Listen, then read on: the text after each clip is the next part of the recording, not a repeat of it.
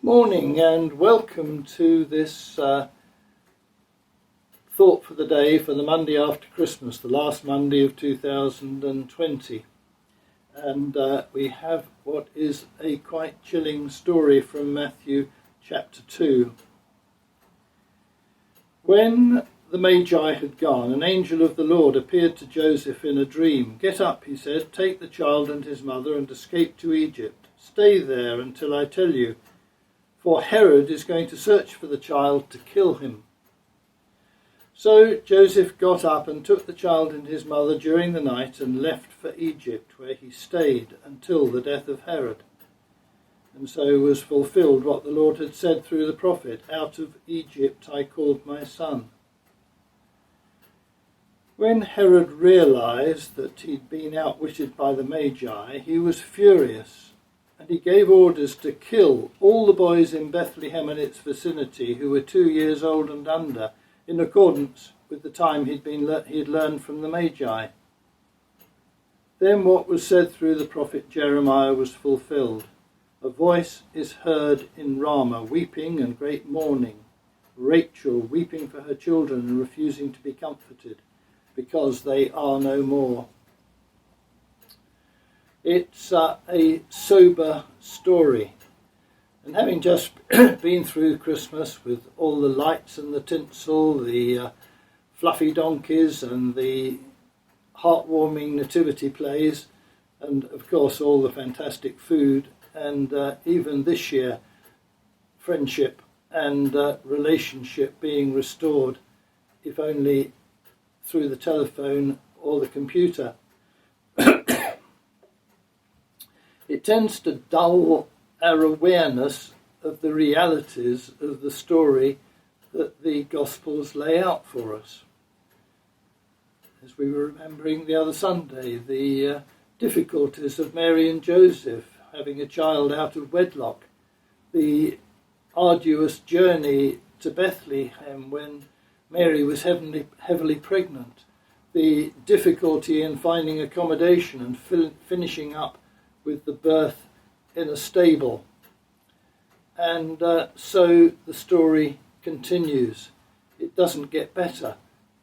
We don't know what the chronology was of the events that we have just read, but it is clear that after the Magi had left, quite soon, the angel came to Joseph and gave him this dire warning, a warning which Joseph took to heart, and even in the middle of the night he took up Mary and the baby and they set out for Egypt, another huge journey in difficult circumstances. And it is a reminder to us of the realities of the story. We have come through a really difficult year in 2020, and 2021 looks as if it's going to start, at least, being equally difficult. For some people it's been truly horrendous, and the PM programme on the BBC has been highlighting the plight of some of the people who've lost their income, lost their jobs, and were dependent on the limited benefits that are available, and the huge increase in the take-up for food banks of people desperate for food to feed their families.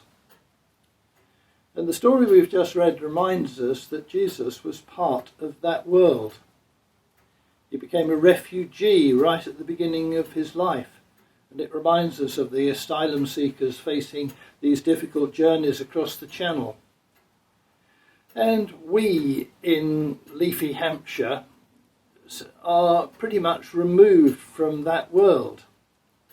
And yet it's good to remember that Jesus was right part of it, and to just consider what our Christian faith calls of us as we are in this situation.